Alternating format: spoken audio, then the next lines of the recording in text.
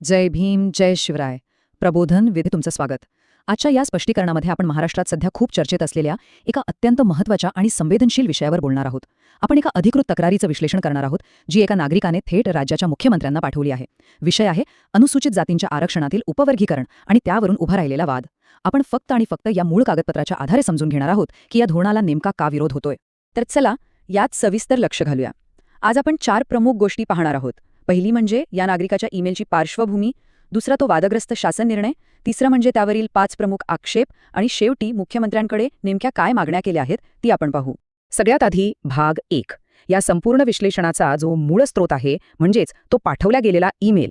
ज्या ईमेलची आपण चर्चा करत आहोत तो 15 एप्रिल 2026 रोजी थेट डिजिटल माध्यमातून पाठवला गेला आहे. नाशिकच्या इगतपुरीमधलं एक नागरिक आणि स्वतःला सामाजिक कार्यकर्ते म्हणून घेणारे दिलीप भगवंत गाडे यांनी थेट मुख्यमंत्री देवेंद्र फडणवीस यांना हा संदेश पाठवला आहे. या ईमेलचा विषय एकदम स्पष्ट आहे बरं का. अनुसूचित जातीच्या आरक्षणाच्या उपवर्गीकरणाबाबत तीव्र विरोध नोंदवणे. एका सामान्य नागरिकाने थेट राज्याच्या प्रमुखांशी लोकशाही मार्गाने कसा संवाद साधलाय हे यातून आपल्याला पाहायला मिळतं. आता भाग 2. हा ईमेल पाठवण्याची वेळच का आली? असा कोणता वादग्रस्त शासन निर्णय आहे ज्याने हे सर्व सुरू झालं? 10 एप्रिल 2026 रोजी महाराष्ट्र शासनाने एक शासन निर्णय जारी केला. त्याचा क्रमांक आहे CBC 2024 प्र क 76 मावक. या निर्णयाचा मुख्य उद्देश आहे अनुसूचित जातीच्या आरक्षणात उपवर्गीकरण म्हणजे सब कॅटेगरायझेशन करणे. आता उपवर्गीकरण म्हणजे नक्की काय? तर सध्याच्या अनुसूचित जातींच्या आरक्षण कोट्यामध्ये अंतर्गत गट तयार करणे किंवा वाटेकरी ठरवणे. याच धोरणाला या ईमेलमध्ये अतिशय कडाडून विरोध करण्यात आला आहे. थोडक्यात सांगायचं तर या एका निर्णयाने ही संपूर्ण चर्चा आणि आक्षेपाची ठिणगी टाकली आहे. आत्ता वळूया भाग 3 कडे. या शासन निर्णयाचा सखोल अभ्यास करून ईमेल लेखकाने शासनासमोर आपले 5 प्रमुख आक्षेप अतिशय पद्धतशीरपणे मांडले आहेत. ते आक्षेप काय आहेत? तर सर्वात महत्त्वाचा मुद्दा हा आहे की हा शासन निर्णय घटनात्मक तरतुदींचे थेट उल्लंघन करतो असा लेखकाचा दावा आहे. बघा, भारतीय संविधानाच्या अनुच्छेद 15(4) आणि 16(4) नुसार अनुसूचित जातींना हे आरक्षण दिलेले आहे आणि लेखकाच्या मते हे आरक्षण एकसंध आणि अविभाज्य आहे. आपण त्याचे तुकडे करू शकत नाही. त्यामुळे यात उपवर्गीकरण करणे हे संविधानाच्या मूळ ढाच्याशीच विसंगत आहे. हा पहिला आणि अतिशय भक्कम असा कायदेशीर आक्षेप त्यांनी नोंदवला आहे. दुसरा आक्षेप हा सामाजिक एकतेवर भर देतो.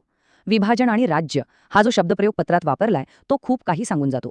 लेखकाची मोठी चिंता अशी आहे की आरक्षणाचा फायदा सर्वांना समान देण्याऐवजी हा निर्णय अनुसूचित जातींमधीलच विविध उपजातींमध्ये स्पर्धा आणि संघर्ष निर्माण करेल. हे अगदी इंग्रजांच्या डिवाइड अँड रूल म्हणजे विभाजन आणि राज्य धोरणासारखं वाटतंय असं अतिशय स्पष्ट शब्दांत तिथे म्हटलंय. यातून समाजात फूट पडेल अशी भीती त्यांनी व्यक्त केली आहे. तिसरा मुद्दा हा थेट जनभावनेशी जोडलेला आहे. लेखकाने असा अगदी थेट प्रश्न विचारलाय की समाजातून किंवा कोणत्याही संघटनांकडून उपवर्गीकरणाची अशी काही मागणी शासनाकडे आलेलीच नव्हती. मग जर जनतेची मागणीच नव्हती तर असा मोठा आणि संवेदनशील निर्णय घेण्याची शासनाला एवढी घाई का झाली? लोकांचे म्हणणे ऐकून न घेताच परस्पर असा निर्णय लादणे हे लोकशाहीला धरून नाही असा त्यांचा स्पष्ट सवाल आहे. इथे एक खूप गंभीर इशारा दिला गेलाय, तो म्हणजे सामाजिक अस्थिरतेचा. जर हा निर्णय त्वरित मागे घेतला नाही तर अनुसूचित जातींच्या विविध गटांमध्ये खूप मोठं असंतोष निर्माण होईल असं लेखकाने ठणकावून सांगितलंय. आणि हा असंतोष फक्त कागदावर राहणार नाहीये तर लोक रस्त्यावर उतरून मोठी आंदोलने करतील अशी शक्यता वर्तवली आहे. राज्याची शांतता जर धोक्यात आली तर त्याला सर्वस्वी शासनच जबाबदार राहील असा हा चौथा आक्षेप आहे. 5वा आणि शेवटचा आक्षेप प्रशासकीय प्रक्रियेतील त्रुटींवर बोट ठेवतो. न्यायमूर्ती अनंत बीर समितीचा अहवाल कधी जनतेसमोर आलाच नाही यावर त्यांनी तीव्र नाराजी व्यक्त केली आहे.